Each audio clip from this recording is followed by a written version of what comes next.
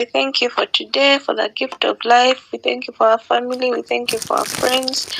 Thank you for all the good things that you have placed in our lives, Lord. We do not take them for granted, but we are thankful and full of gratitude, Lord. Father, we pray that as we read today, may you be with us, your knowledge, wisdom and understanding be with us, King of Glory. May your Spirit teach us, King of Glory. Thank you for this book. Thank you for the writer, and thank you for the message that they intended to pass on. It is for our own benefit, for us to really see what we really are. Father, we thank you for the ladies that haven't joined us. Remind them, fasten their feet to come onto the call. And I've prayed all this in the mighty name of Jesus. Amen. Crisis moments are those moments that present your inhibition. Like, there are moments where you're not thriving, where your inhibition shows up. Remember, we mentioned that inhibition is that moment where you're not freeing, where your personality, where you're not yourself, where you're not yourself, and you're not expressing your full personality. For example, that you're shy, you're timid, you become fearful, where you don't perform well. So they were telling us to how can we be creative during that time. So he gave us three things that we can apply on how to be creative during that time. And one of those things was preparing when your automatic creative mechanism is let me first lock my bedroom. You go and you can bathe. Your automatic creative mechanism is teleological. That is, it operates in terms of goals and results. Once you give it a definite goal to achieve, Once you give it a definite goal to achieve, you can depend on its automatic guidance system to take you to the goal much better than you ever could by conscious thought. You supply the goal by thinking in terms of end results. Your automatic mechanism then supplies the means whereby if your muscles need to perform some motion to bring about the end result, your automatic mechanism will guide them much more accurately and delicately than you could by taking thought. If you need ideas, your automatic mechanism will supply them. Think in terms of possibilities. Then you come back. But think in terms of possibilities. But to accomplish this, you must supply the goal.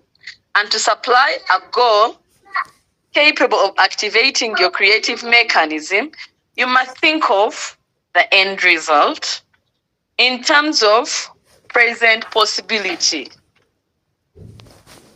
The possibility of the goal must be seen so clearly that it becomes real to your brain and nervous system. So real, in fact, that the same feelings are invoked as would be the present if the goal were already achieved. This is not so difficult or as mystical as it may first appear. You and I do it every day of our lives. What, for example, is worry about? It is about possible unfavorable future results, accompanied by feelings of anxiety, inadequacy, or perhaps humiliation. For all practical purposes, we experience the very same emotions in advance that would be appropriate if we had already failed.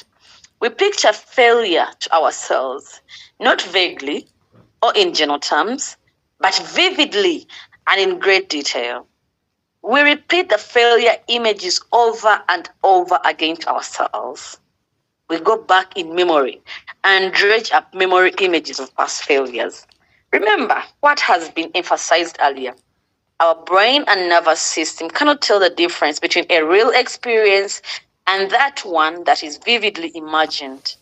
Our automatic creative mechanism always acts and reacts appropriately the environment, circumstance, or situation.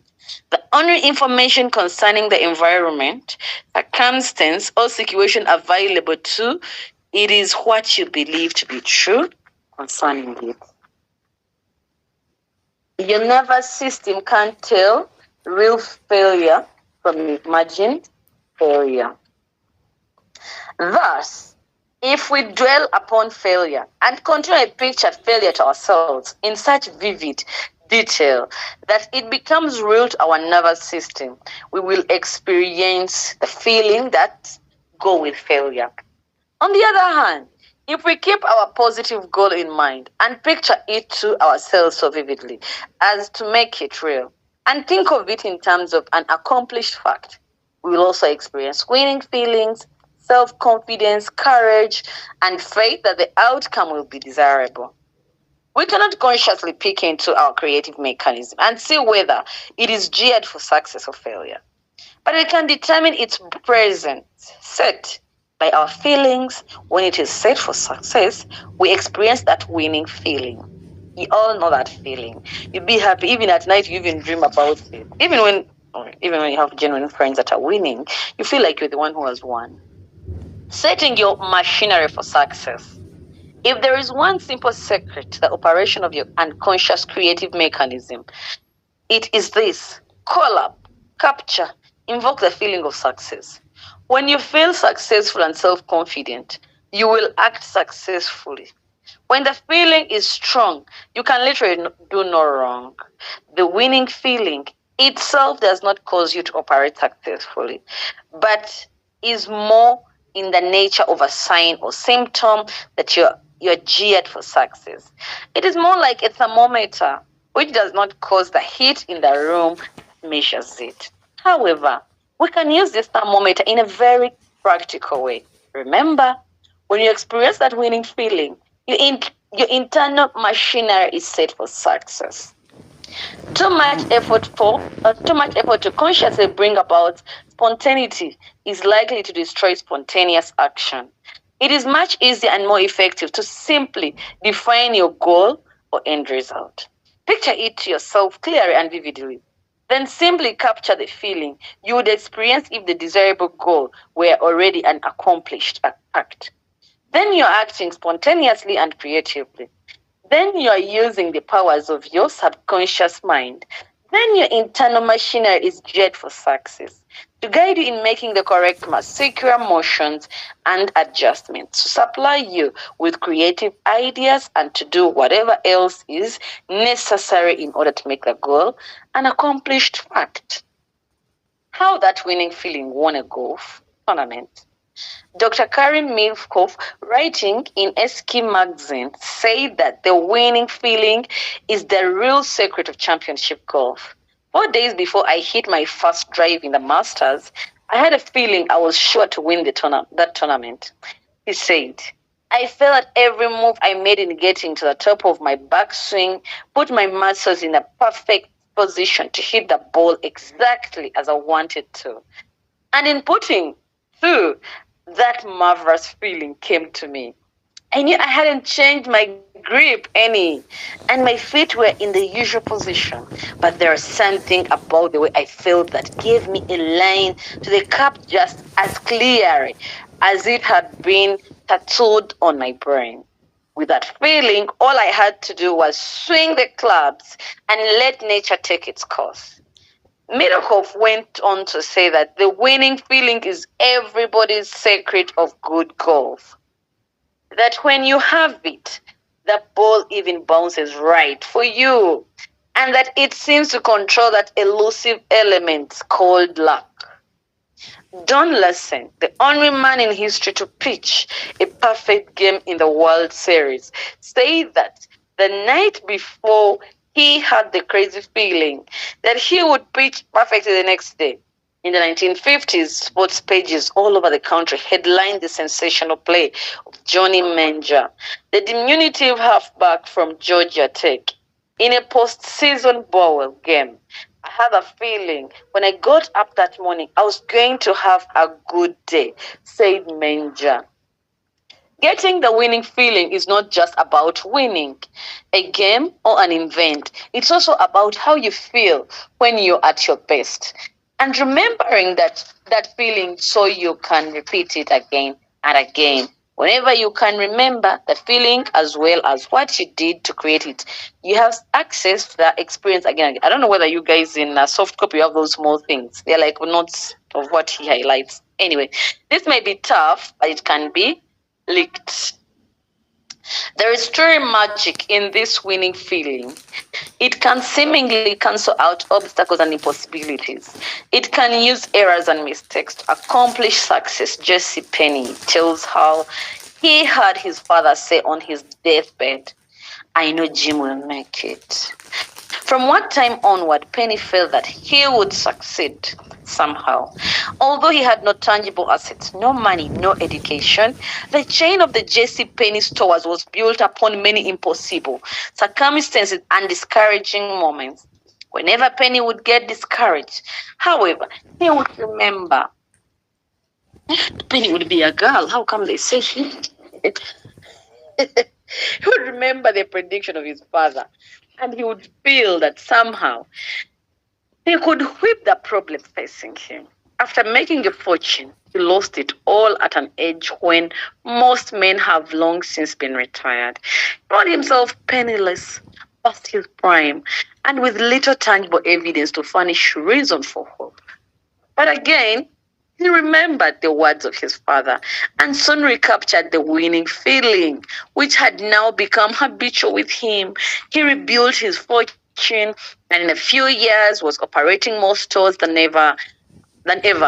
Industrialist Henry J. Kaiser has said, when a tough, challenging job is to be done, I look for a person who possesses an enthusiasm and optimism for life, who makes a zestful, confident attack on his daily problems, one who shows courage and imagination, who pins down his buoyant spirit with careful planning and hard work, but says, this may be tough, but it can be licked.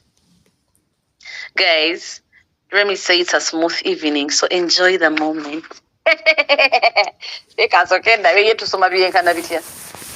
Dad, one of you should organize yourself. If you had finished the chapter, they will take over. You see, I'll read up to 244. So guys, be on standby. How that winning feeling made Les Giblin successful. Les Giblin, author of How to Have Confidence and Power in Dealing with People, read the first draft of this chapter, then told me how imagination coupled with that winning feeling had worked like magic in his own career. Les had been a successful salesman and sales manager for years. He had done some public relations work and had gained some degree of reputation as an expert in the field of human relations.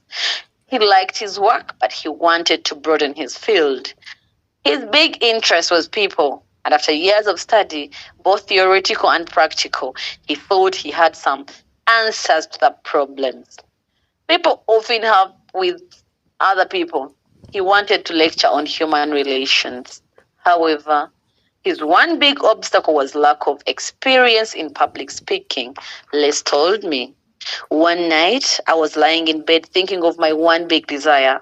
The only experience I had had as a public speaker was addressing small groups of my own salesmen in sales meetings, and a little experience I had had in the army when I served part-time as an instructor. The very thought of getting up before a big audience scared the wits out of me. I just couldn't imagine myself doing it successfully. Yet, I could talk to my own salesman with the greatest of ease. I'd been able to talk to groups of soldiers without any trouble, laying there in bed. I recaptured in memory the feeling of success and confidence I had had in talking to these small groups. I remembered all the little incidental details that had accompanied my feeling of poise. Then, in my imagination, I pictured myself standing before a huge audience and making a talk on human relations, and at the same time having the same feeling of poise and self confidence I had with small groups. I pictured to myself in detail just how I would stand. I could feel the pressure on my feet on the floor. I could see the expressions on the people's faces, and I could hear their applause. I saw myself making a talk successfully, going over with a bang. Something seemed to click in my mind. I felt elated. Right at that moment, I felt I could do it. I had welded the feeling of confidence and success from the past to the picture in my imagination of my career in the future. My feeling of success was so real that I knew right then I could do it. I got what you call that winning feeling, and it has never deserted me, although there seemed to be no door open to me at that time.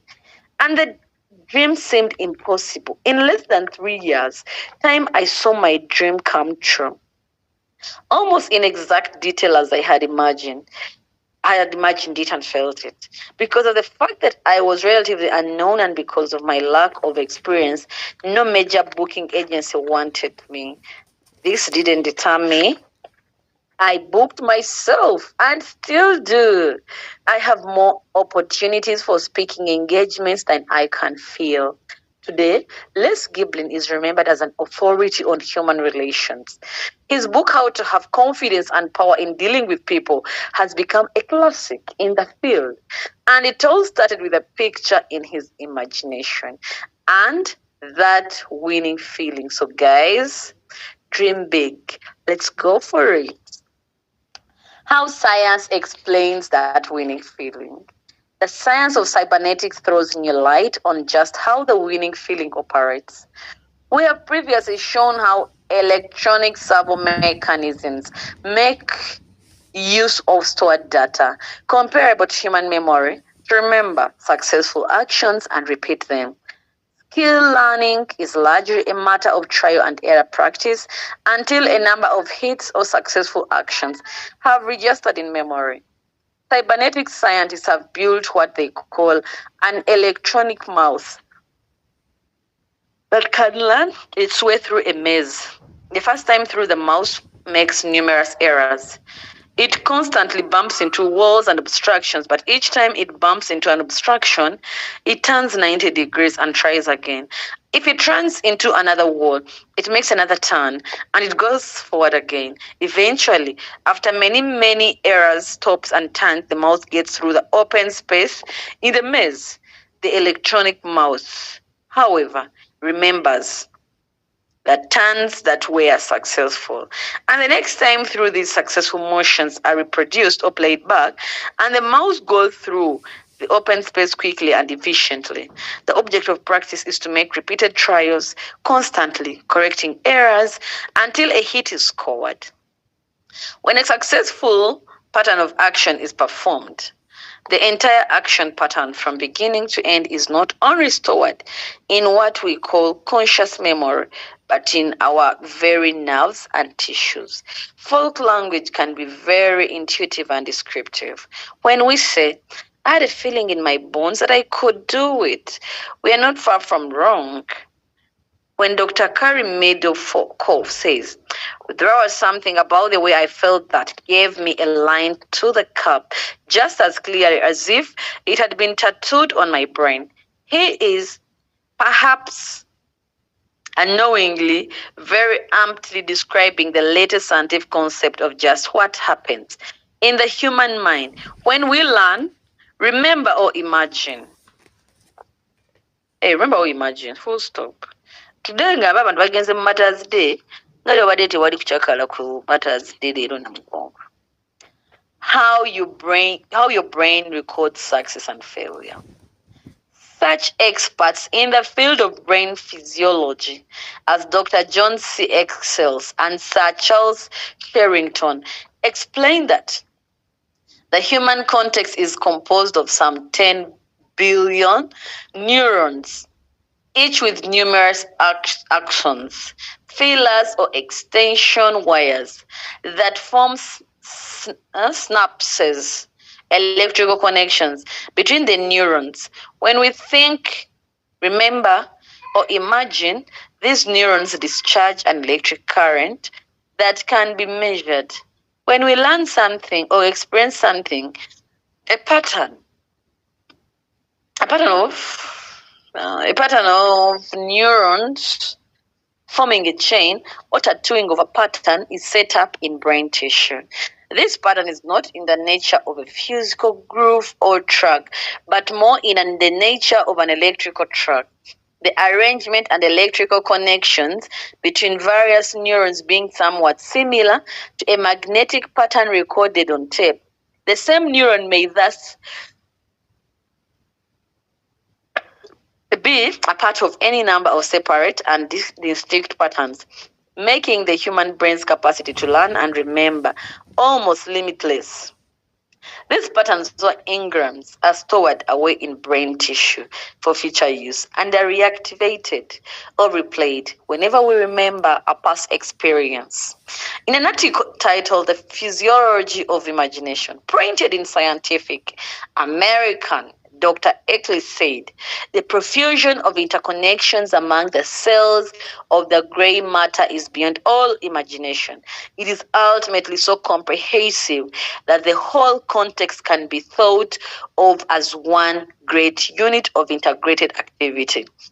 If we now persist in regarding the brain as a machine, then we must say that it is by far the most complicated machine in existence.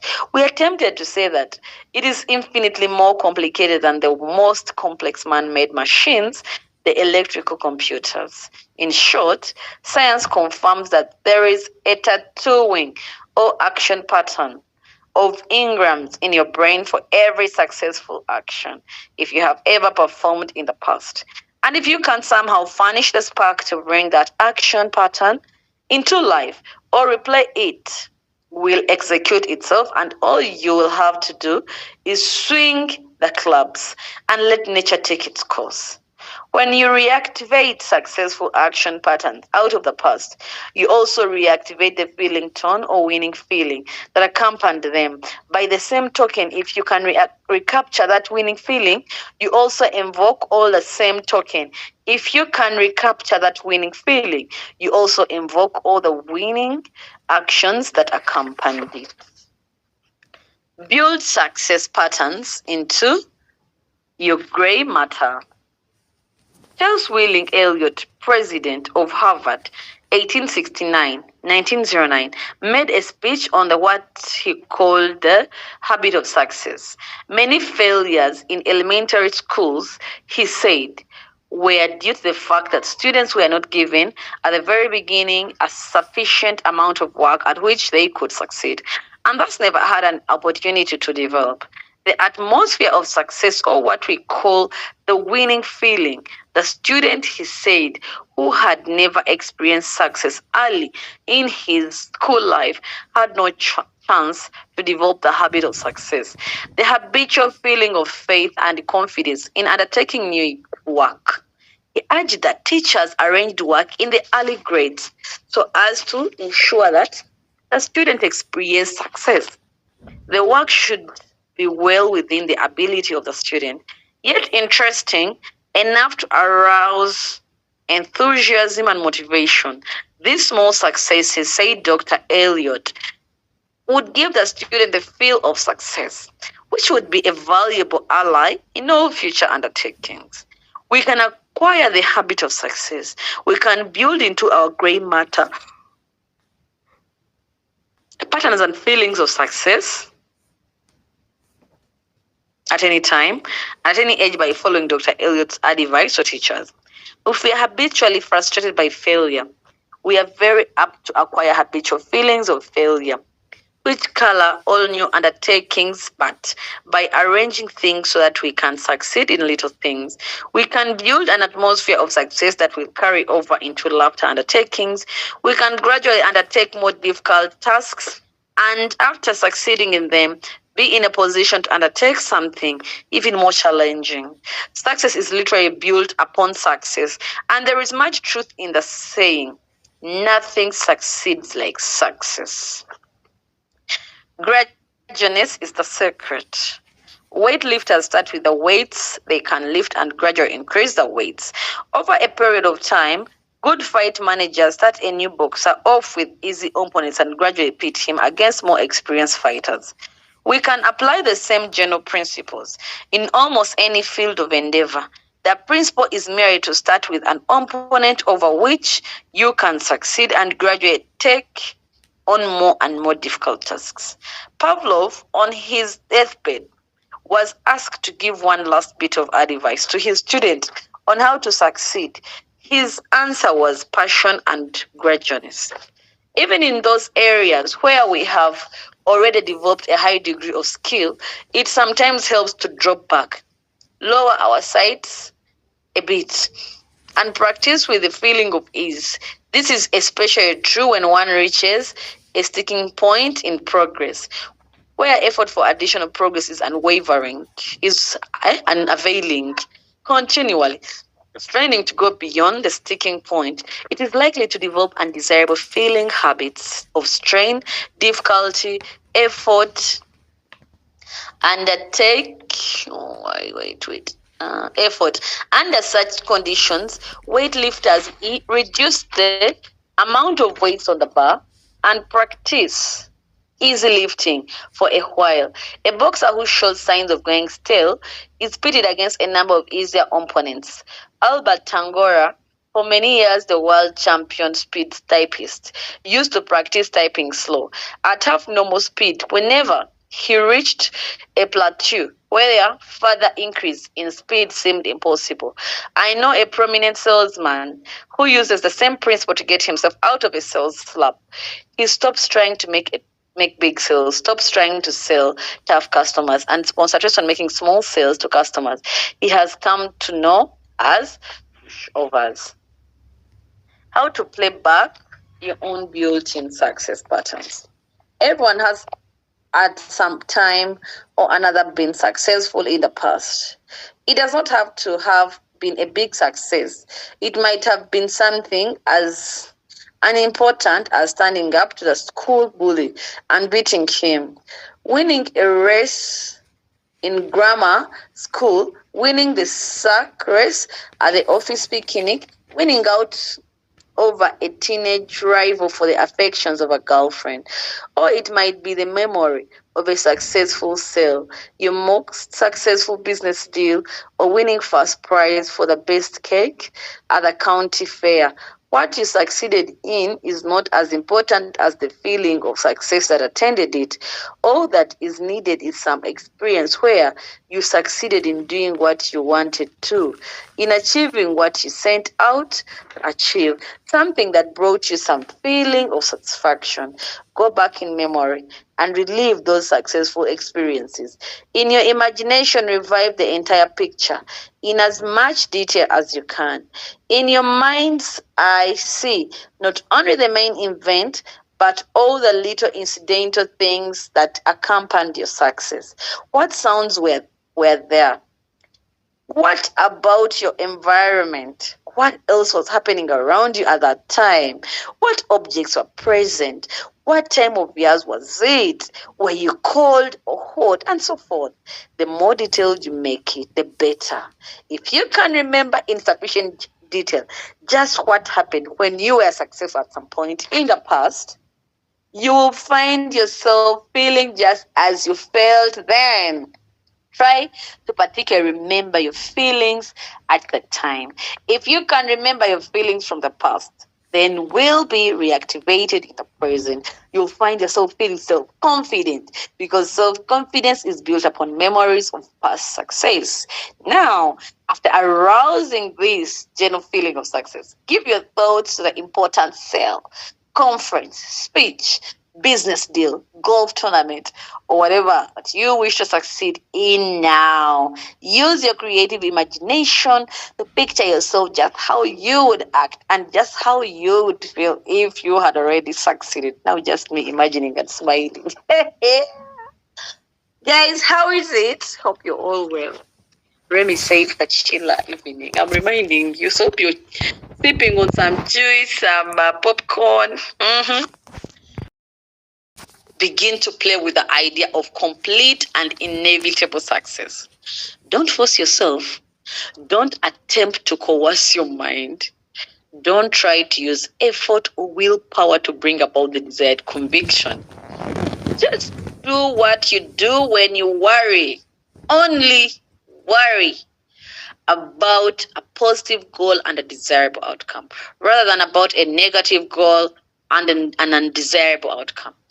Don't begin by trying to force yourself to have absolute faith in the desired success. This is too big a bite for you to mentally digest at first. Use grudginess. Begin to think about the desired end result as you do when you worry about the future. When you worry, you do not attempt to convince yourself that the outcome will be undesirable. Instead, you begin gradually. You usually begin with a suppose. Just suppose such and such a thing happens. You mentally say to yourself, you repeat this idea over and over to yourself. You play with it. Next comes the idea of possibility. Well, after all, you say such a thing is possible. It could happen. And then comes mental imaginary. You begin to picture to yourself all the various negative possibilities. You play these imaginative pictures over and over to yourself, adding small details and refinements. As the pictures become more and more real to you, appropriate feelings begin to manifest themselves just as if the imagined outcome had already happened. And this is the way that fear and anxiety develop. Hi, Angelina. Are you ready to take us on how to cultivate faith and courage? You can think. Faith and courage are developed in exactly the same way, only your goals are different. If you're going to spend time in worry, why not worry constructively? Begin by outlining and defining to yourself the most desirable possible outcome. Begin with your suppose. Suppose the best possible outcome did actually come about. Next, remind yourself that after all, this could happen. Wow. After all, this could happen. Not that it will happen at this stage, but only that it could. Remind yourself that after all, such a good and desirable outcome is possible.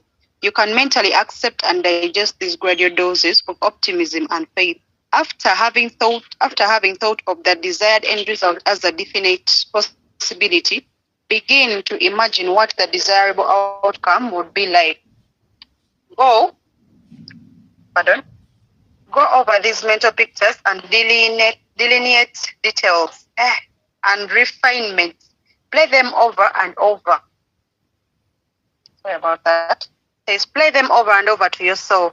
As your mental images become more detailed, as they are repeated over and over again, you'll find that once more appropriate feelings are beginning to manifest themselves, just as if the favorable outcome had already happened. This time, the appropriate feelings will be those of faith, self-confidence, courage, all wrapped up into one package, that winning feeling. Okay, don't take counsel of your fears. Don't take counsel of your fears.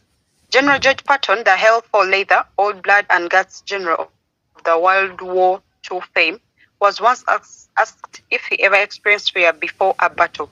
Yes, he said, he often experienced fear just before an important engagement and sometimes during a battle. But he added, I never take counsel of my fears.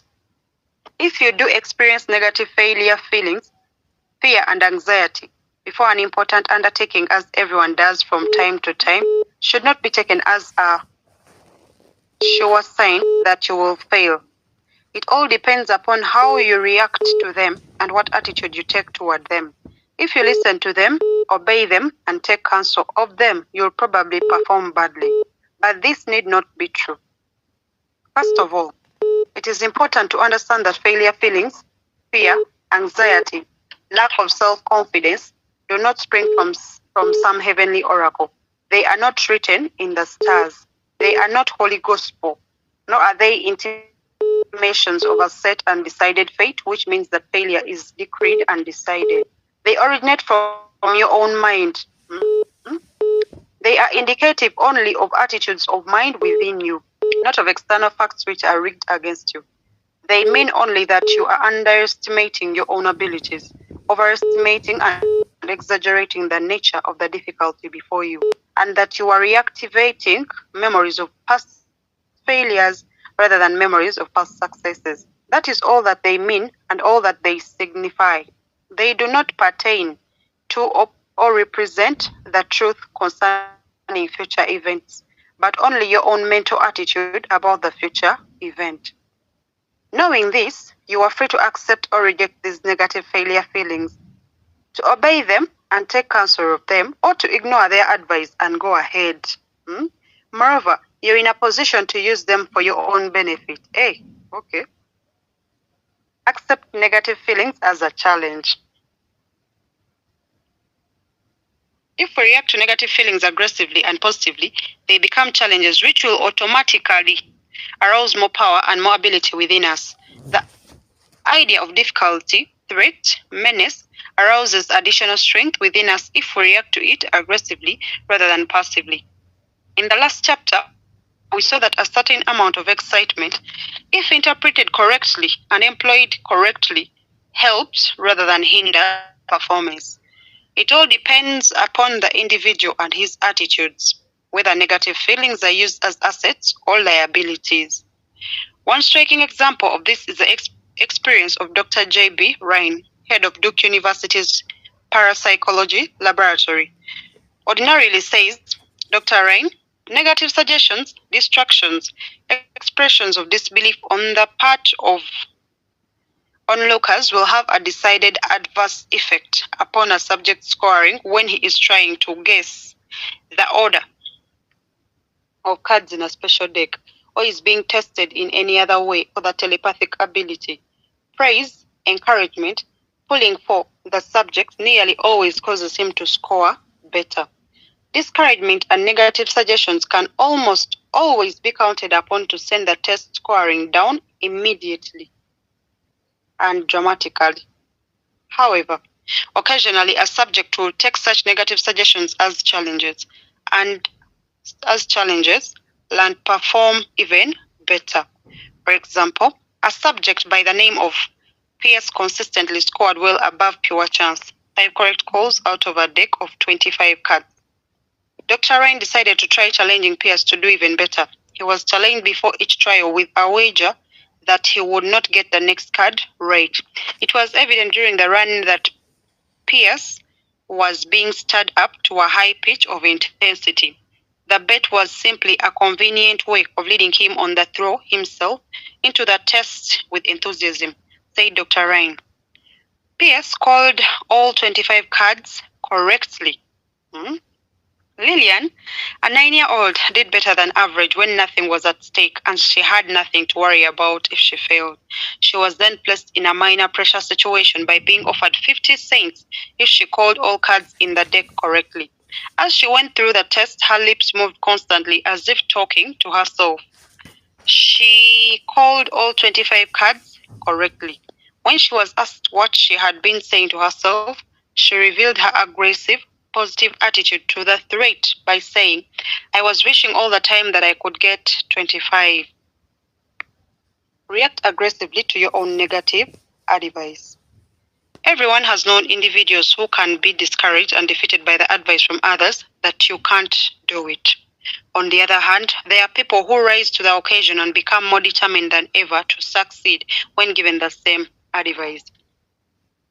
An associate of Henry J. Kaisers says, if you don't want Henry to do a thing, you had better not make the mistake of telling him it can't be done or that he can't do it, for he will then do it or bust. It is only possible, but entirely practicable, to react in the same aggressive, positive manner to the negative advice of our own feelings as we can and should when the negative advice comes from others.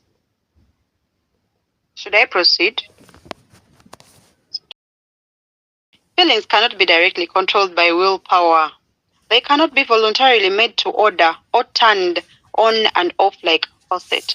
If they cannot be commanded, however, they can be wooed. If they cannot be controlled by a direct act of will, they can be controlled indirectly. A bad feeling is not dispelled by conscious effort or willpower. It can be dispelled, however, by another feeling. If we cannot drive out a negative feeling by making a frontal assault upon it, we can accomplish the same result by substituting a positive feeling. Remember that feeling follows imagery. Feeling coincides with and is appropriate to what our nervous system accepts as real or the truth about environment. Whenever we find ourselves experiencing undesirable feeling tones, we should not concentrate upon the undesirable feeling, even to the extent of driving it out. Instead, we should immediately concentrate upon positive imagery, upon filling the mind with wholesome, positive, desirable images, imaginations, and memories. If we do this, the negative feelings take care of themselves. They simply evaporate. We develop new feeling tones appropriate to the new imagery. If, on the other hand, we concentrate only upon driving out or attacking worry thoughts, we necessarily must concentrate upon negatives. And even if we are successful in driving out one worry thought, a new one or even several new ones are likely to rush in. Since the general mental atmosphere is still negative, Jesus warned us about sweeping the mind clean of one demon, only to have 7 new ones moving if we left the house empty. He also advised us not to resist evil, but to overcome evil with good. The substitution method of curing worry. Dr. Matthew Chappell, a modern psychologist, recommends exactly the same thing in his book, How to Control Worry. Matthew N. Chappell, How to Control Worry, Macmillan, CO, New York. We are warriors because we practice worrying until we become adept at it, says Dr. Chappell.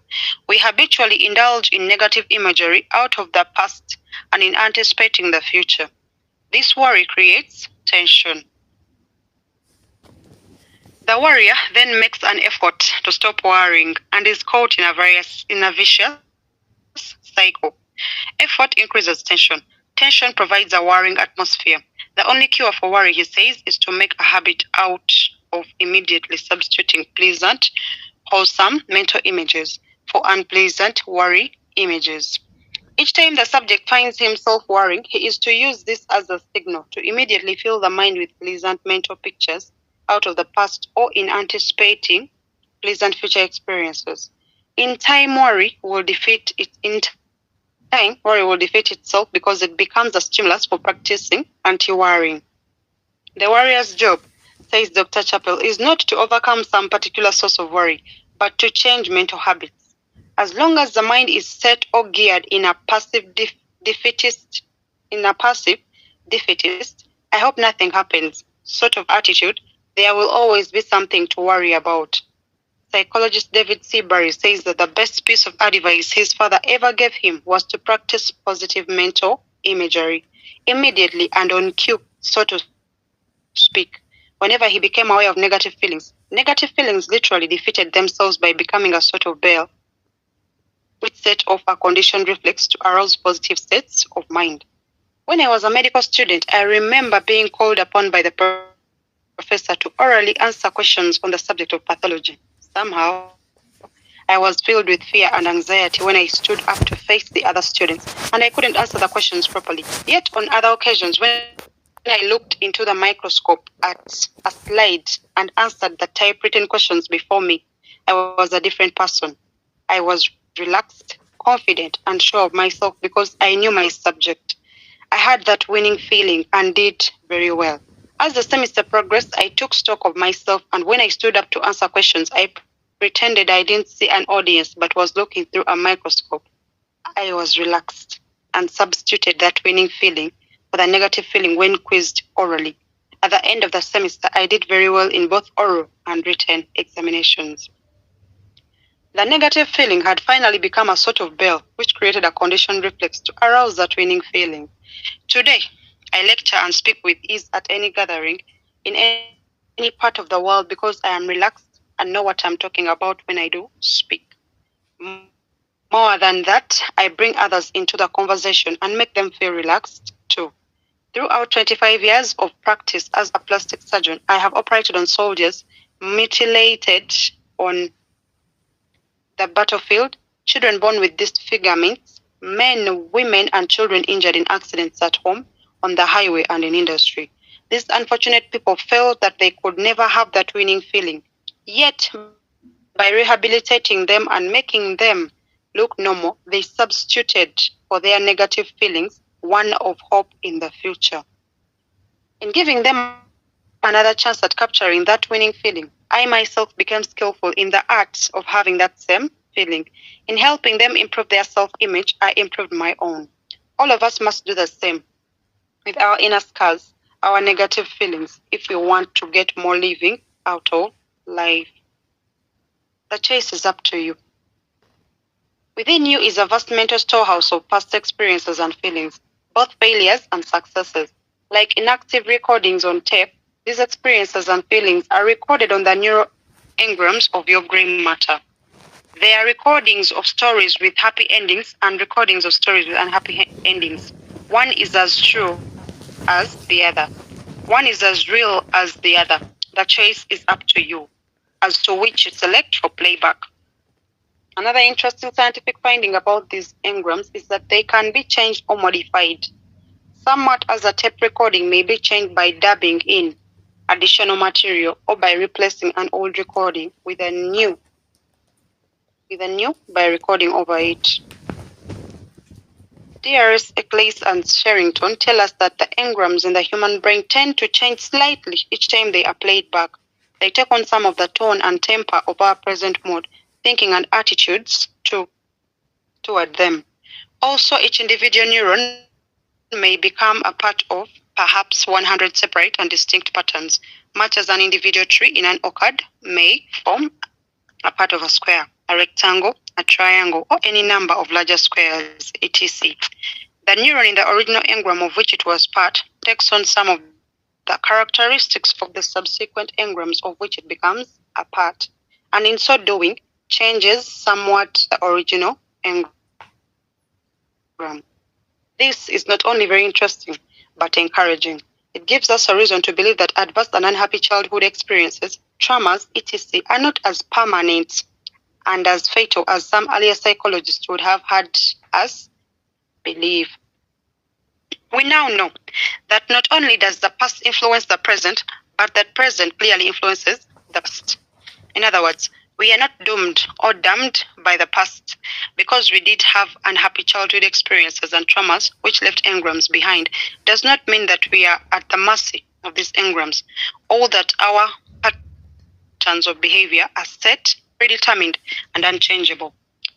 Our present thinking, our present mental habits, our attitudes toward past experiences, and our attitude toward the future all have an influence upon old recorded engrams. The old can be changed, modified, replaced by our present thinking. Old recordings can be changed. Another interesting finding is that the more a given engram is activated or replayed, the more potent it becomes. Eccles and Sherrington tell us that the permanence of engrams is derived from synaptic efficacy, the efficiency and ease of connections between the individual neurons that make up the chain, and further, that synaptic efficiency improves with use and diminishes with disuse. Here again, we have good scientific ground for forgetting and ignoring those unhappy experiences from the past and concentrating upon the happy and pleasant. By so doing, we strengthen those engrams having to do with success and happiness and weaken those having to do with failure and unhappiness. These concepts have developed not from wild speculation, a weird mumbo jumbo about mentally constructed strawmen such as the ID, superego, and the like, but from sound scientific research into brain physiology. They are based on observable facts and phenomena, not fanciful theories. They go a long way toward restoring the dignity of man as a responsible child of God, able to cope with his past and plan his future, as opposed to the image of man as helpless victim of his past experiences. The new concept does carry a responsibility. However, no longer can you derive sickly comfort from blaming your parents, society, or your early experiences, or the injustices of others for your present troubles. No longer. These things may and should help you understand how you got where you are. Blaming them, or even yourself for the past mistakes, however, will not solve your problem, or improve your present or your future. There is no merit in blaming yourself. The past explains how you got here, but where you go from here is your responsibility.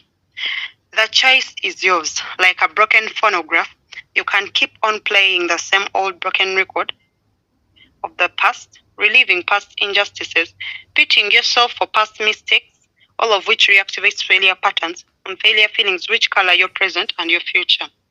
Oh, if you choose, you can put on a new record and reactivate success patterns and that winning feeling, which help you do better in the present and promise a more enjoyable future. When your phonograph is playing music you don't like, you do not try to force it to do better. You do not use effort or willpower. You do not bang the phonograph around. You do not try to change the music itself. You merely change the record being played and the music takes care of itself. Use the same technique on the music that comes out of your own internal machine. Don't pit your will directly against the music. As long as the same mental imagery, the cause, occupies your attention, no amount of effort will change the music, the result. Instead, try putting a new record on. Change your mental imagery and the feelings will take care of themselves. I think that's where chapter 14 ends. Thank you. I looked at this was shocking to me that the worrying, the process of worrying, I took interest in that it begins as a suggestion. So like we are not actually putting so much effort, and at that point we do not think about the end result. But then after having it as a suggestion, then it progresses to a possibility. And this possibility, when we vacillate, we think about it, then this possibility, we tend to attach the imagination, we see it vividly, and then later it actually becomes like the end goal, like maybe the failure that we had pictured or something like that. And also taking this approach or this same strategy and we apply it in the, like let's say you have a goal and you need to achieve something, you should start relaxed, just the same way as you start the worry. So you do not put yourself to pressure, you just think about it as an idea, and then you put images later to it, look at it as a possibility, and then look at the end result. Yeah. So I think that stood out for me. Yeah, and so many others, but I'll just share that. Nothing succeeds like success. Trust me, the moment you're successful, success is sweet. Success is enjoyable. Success, trust me, the moment you're successful, you keep smiling. You keep reminiscing on that. And then it also gives you the energy to strive for more and more. And then this writer was telling us to reminisce on the most successful times we've had. So which we should actually do. That, yeah, definitely this is life.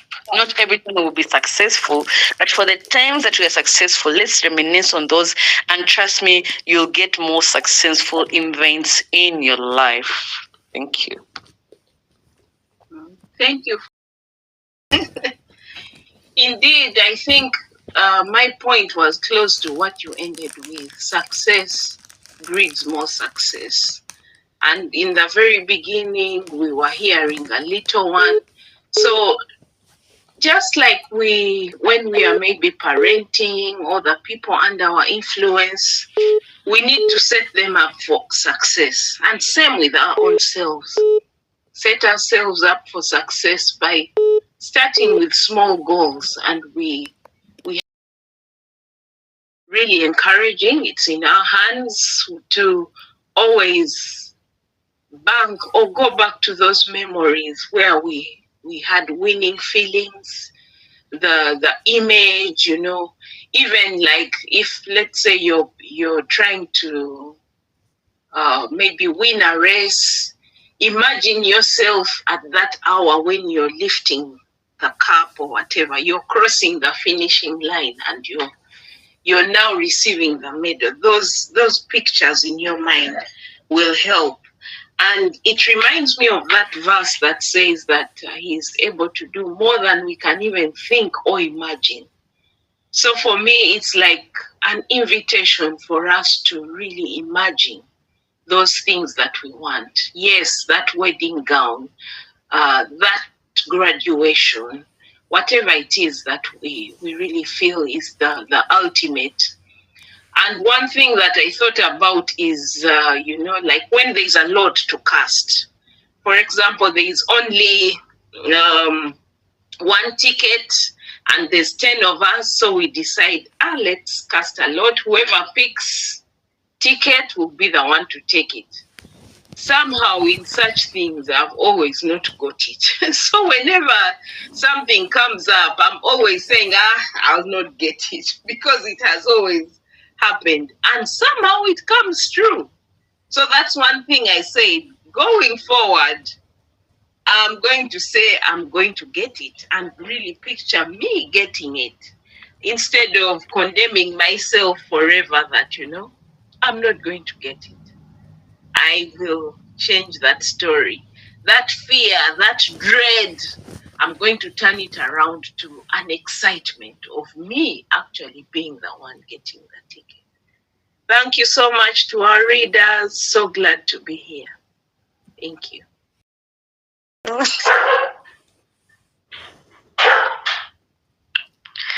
Hi ladies. Remy, I'm not sleeping, I'm there.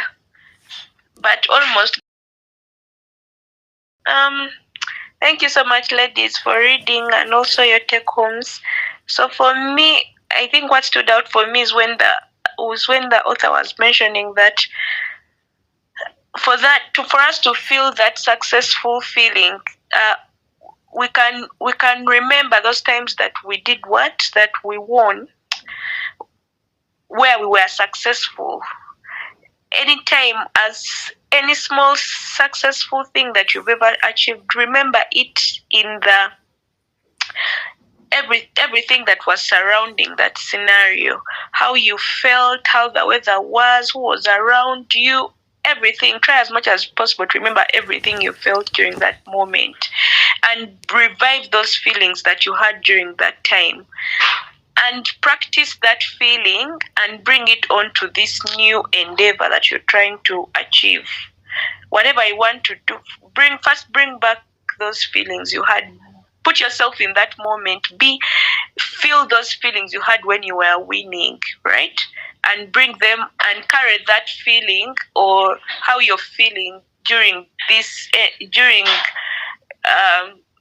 this period where you're trying to achieve this particular thing you want to achieve. So, yeah, that really stood out for me.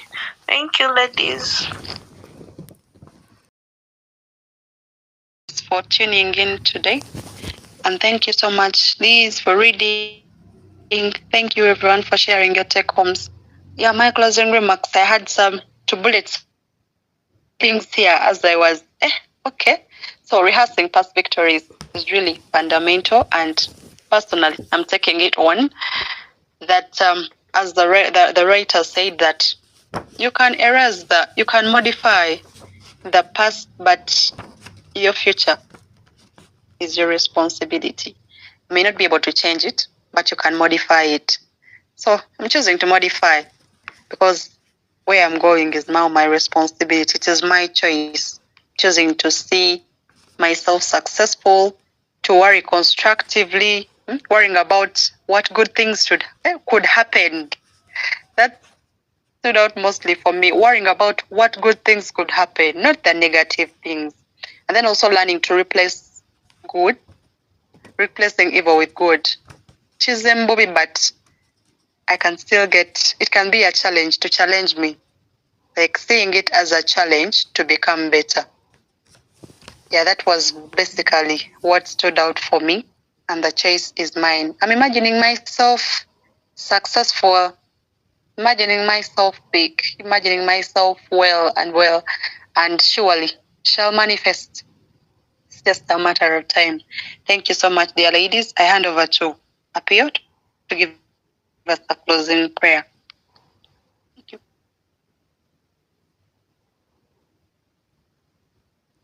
Thank you all. It's been beautiful.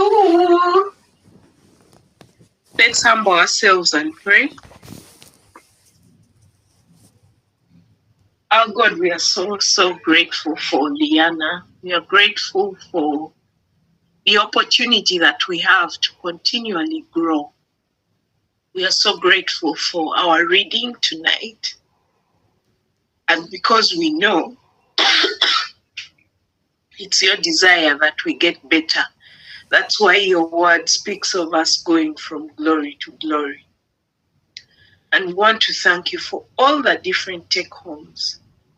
But more important, we would really want to put this into practice. We want to be different from the women that we were yesterday. We want to be better and influence everyone that's within our sphere of influence for better. We ask you that you continually use us to be that positive influence, to be that person that helps those who are discouraged, those who do not see any hope, to see a new hope, and to know that yes, it is possible. Where it is we ourselves who have been down, we thank you for this nugget that helps us know that when we have you, there is always hope, there is always a future, and we are grateful for that. We want to thank you for every member of Liana, even those who didn't join tonight. We ask you to meet each member at their point of need, whether they are here or not. We ask, Lord Jesus, that you will always be the solution, because you promise that when we have you, we will lack nothing good. That's our prayer this night. And we continue to pray, Lord, that you will guide us, not just as far as the book club, but in every area of our lives. Be our guide, be our instructor, order our footsteps, give us your divine wisdom, and help us indeed to fulfill purpose. And all the glory will come back to you. We also thank you for this day, Martyrs' Day. We remember those who made the ultimate sacrifice, just like you yourself did. And we ask you to help us learn from them. And we also remember our country as a whole. We thank you for life. We thank you even for your protection. And we thank you because we know that Ebola situation will be under control because of you. We thank you for your goodness and mercy. And we thank you because we know better days are ahead for us, because our full trust and faith is in you. And we've prayed all this in Jesus' name. Amen.